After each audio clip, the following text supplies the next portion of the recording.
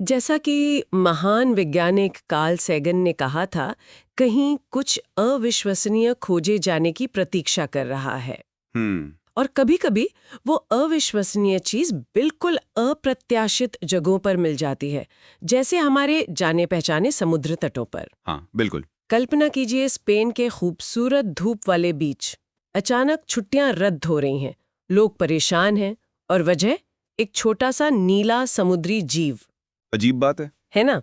आज हम Indian express में छपे एक लेख के आधार पर इसी रहस्यमयी जीव, मतलब ब्लू ड्रैगन, और स्पेन के तटों पर इसके अचानक दिखने पर थोड़ी गहराई से चर्चा करेंगे। हाँ, ये विषय काफी दिलचस्प है।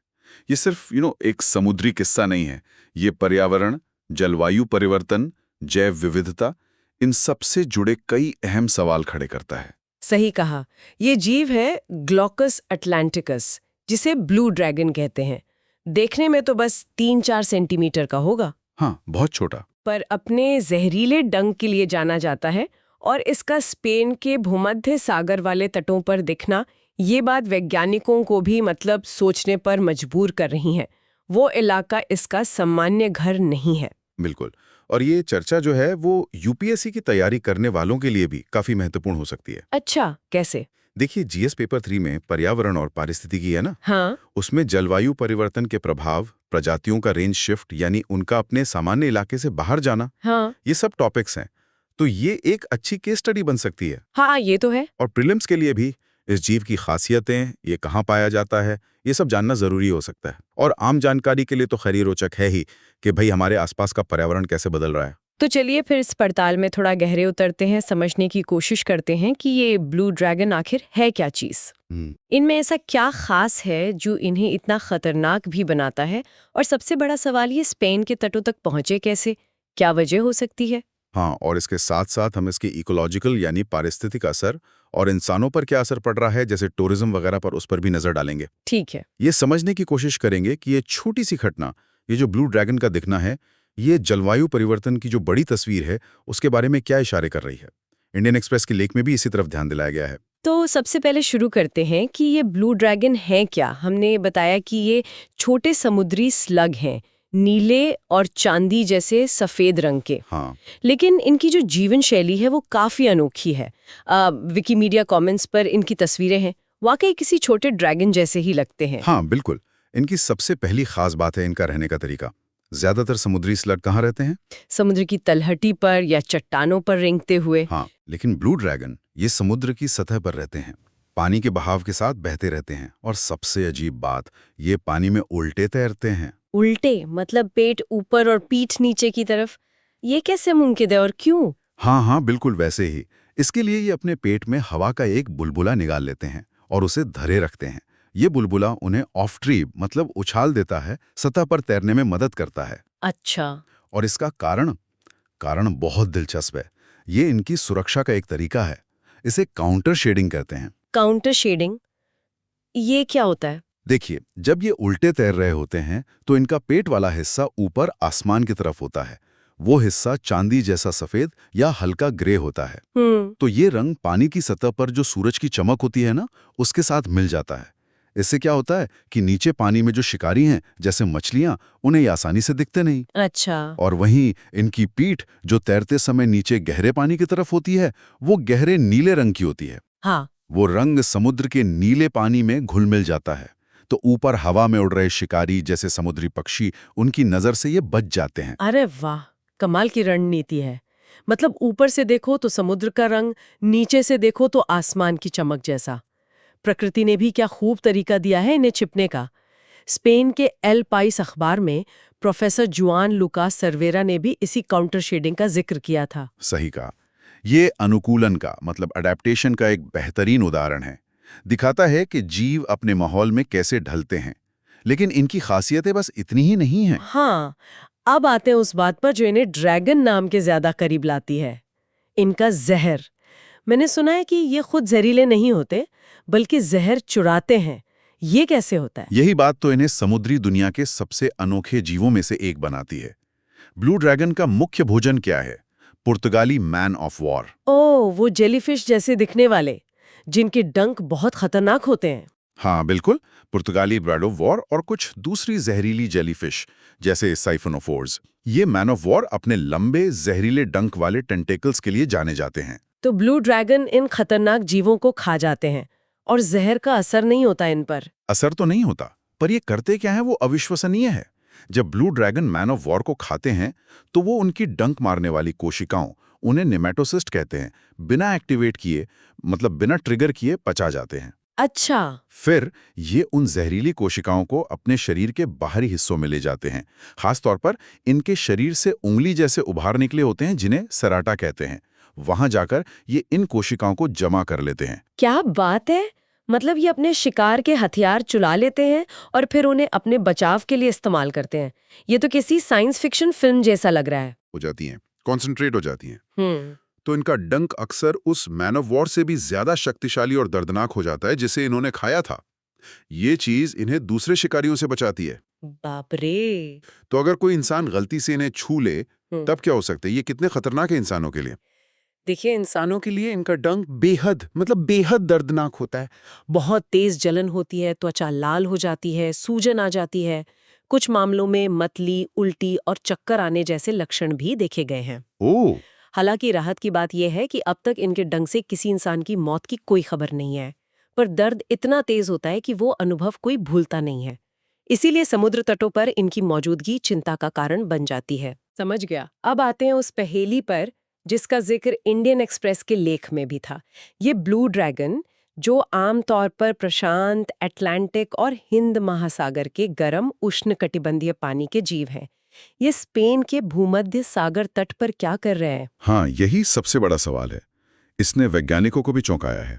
जैसा आपने कहा, इनका सामान्य घर तो गर्म समुद्र है। हाँ, कभी कभारी ऑस्ट्रेलिया, दक्षिण अफ्रीका या अमेरिका के तटों पर भी देखे गए हैं, जो इनके सामान्य दायरे से थोड़ा बाहर हैं। लेकिन भूमध्य सागर में यहाँ इनकी मौजूदगी ऐतिहासिक रूप से बहुत ही कम रही है, मतलब ना के बराबर। कितना कम? क्या पहले कभी यहाँ देखे ही नहीं गए थे? प्रोफेसर सर्वेरा के अनुसार भूमध्य सागर में इनका जिक्र बहुत पुराना नहीं है। 20वीं सदी के दूसरे दशक में स्पेन के पास जो बिलियरिक द्वीप समूह है, वहां इनका उल्लेख एक साइंटिफिक पब्लिकेशन में मिलता है। अच्छा। उससे पहले 1839 में कैनरी द्वीप समूह में रिकॉर्ड था, पर वो तकनीकी रूप से अटलांटिक में है, भूमध्य सागर में नहीं। उसके बाद लंबे समय तक भूमध्य सागर के अंदरूनी हिस्सों से इनकी कोई पुख्ता रिपोर्ट नहीं मिली। तो फिर पिछले कुछ सालों में और खासकर इस साल ऐसा क्या हो गया कि स्पेन के कई समुद्र तट बंद करने पड़े? जैसे आपने बताया, गाडामा डल सेगुरा में वाइबर्स बीच, ला लिनिया डे ला कॉन्सेप्शन में सांता बारबरा बीच, लैंजेरॉट द्वीप पर फमारा बीच, इन सब को ब्लू ड्रैगन्स की वजह से बंद करना पड़ा। हाँ, लैंजेरॉट के हारिया शहर के मेयर ने न्यूयॉर्क टाइम्स को कहा भी कि वो सब हैरान है, उन्होंने पहले कभी इस जीव को वहां देखा ही नहीं था। ये जो बदलाव है, ये पिछले करीब 5 सालों में ज्यादा साफ तौर पे दिखा है, और वैज्ञानिक अब काफी मजबूती से इस तरफ इशारा कर रहे हैं कि ब्लू ड्रैगन्स का भूमध्य सागर में दिखना और खासतौर पर स्पेनिश तटों तक पहुंचना समुद्र के बढ़ते तापमान से जुड़ा हुआ है। तापमान से? हाँ, एक मुख्य थियरी यही है कि जलवायु परिवर्तन की वजह से भूमध्य सागर का पानी गर्म हो रहा है। और इस गर्म पानी का क्या असर हो रहा है? ये गर्म पानी 2 तरह से काम कर रहा है, ऐसा माना जा रहा है। एक तो ये सीधे सीधे ब्लू ड्रैगन जैसे गर्म पानी के जीवों के लिए रहने लायक माहौल बना रहा है, वो वहां सरवाइव कर सकते हैं। ठीक है। दूसरा, और शायद ज्यादा महत्वपूर्ण, ये उनके भोजन स्रोत यानी पुर्तगाली मैन ऑफ वॉर को भी भूमध्य सागर में ज्यादा अंदर तक आने और पनपने में मदद कर रहा है। अच्छा, तो मैन ऑफ वॉर भी ज्यादा आ रहे हैं? हाँ, ऐसा लगता है। तो एक सोच ये है कि ब्लू ड्रैगन असल में अपने भोजन के पीछे पीछे इन नए इलाकों तक पहुंच रहे हैं। क्या भूमध्य सागर के तापमान में वाकई इतनी बढ़ोतरी हुई है? हाँ, आंकड़े तो यही बताते हैं, और ये चिंता की बात है। भूमध्य सागर दुनिया के उन समुद्री क्षेत्रों में से है जो सबसे तेजी से गर्म हो रहे हैं। बाप रे। रिपोर्टों के अनुसार इसी साल जून के अंत में कुछ हिस्सों में सतह का तापमान 28 डिग्री सेल्सियस से भी ज्यादा पहुंच गया था। 28 डिग्री? हाँ, जो सामान्य औसत से करीब 5 डिग्री सेल्सियस ज्यादा था। इसे थर्मल एनोमली या तापीय विसंगति कहते हैं। इतनी गर्मी इन जीवों के फैलने के लिए बिल्कुल अनुकूल माहौल बना रही है। तो ये सिर्फ एक अजीब समुद्री जीव के कहीं और पाए जाने की कहानी नहीं है, इसके मायने तो कहीं ज्यादा गहरे हैं। खासकर अगर हम यूपीएससी परीक्षा के नजरिए से देखें या फिर एक आम नागरिक के तौर पर जो पर्यावरण में रुचि रखता है। बिल्कुल, ये घटना हमें जलवायु परिवर्तन के ठोस और अक्सर अप्रत्याशित नतीजों का एक साफ उदाहरण देती है। ये सिर्फ ग्लोबल एवरेज टेम्परेचर बढ़ने की बात नहीं है, ये दिखाता है कि कैसे ये जमीनी स्तर पर या कहें कि तटीय स्तर पर बदलाव ला रहा है। यूपीएससी के लिहाज से देखें तो ये कई चीजों से जुड़ता है। पहला तो प्रजातियों का भौगोलिक विस्तार यानी स्पीशीज रेंज शिफ्ट।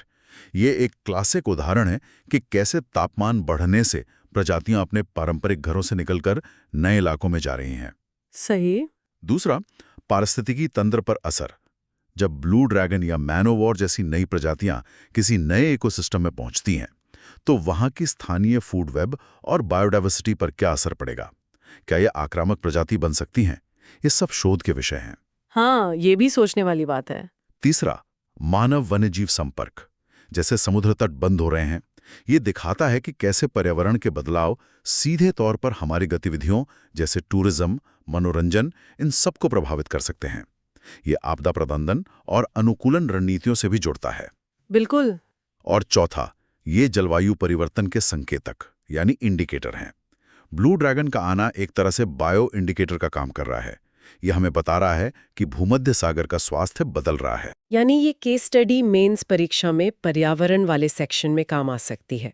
जलवायु परिवर्तन के प्रभाव, जैव विविधता संरक्षण, अनुकूलन रणनीतियों पर सवालों के जवाब में इसे कोट किया जा सकता है। हाँ। और प्रीलिम्स के लिए तो ब्लू ड्रैगन की विशेषताएं, उसका खाना, रक्षा का तरीका और ये जो नए स्थान हैं जहां ये मिल रहा है, ये सब महत्वपूर्ण हो ही सकते हैं। निश्चित रूप से यह दिखाता है कि करंट अफेयर्स को स्टैटिक सिलेबस से जोड़ना कितना जरूरी है।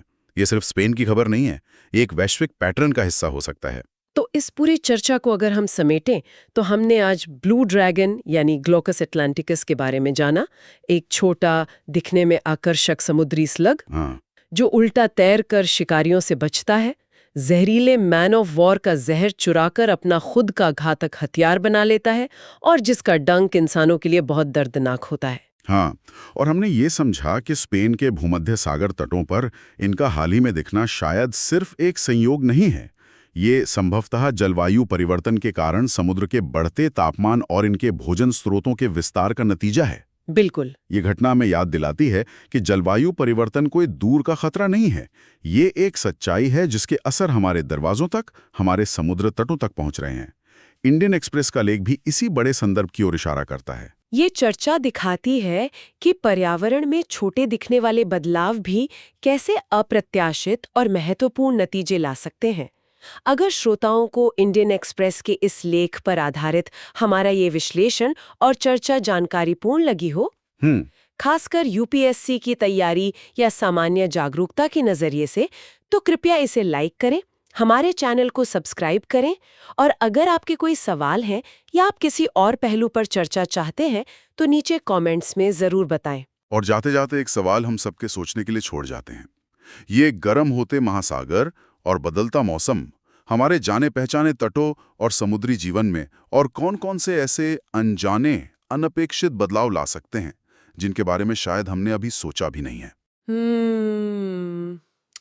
ये वाकई सोचने वाली बात है। ये सिर्फ ब्लू ड्रैगन की कहानी नहीं है, ये शायद भविष्य की एक झलक हो सकती है।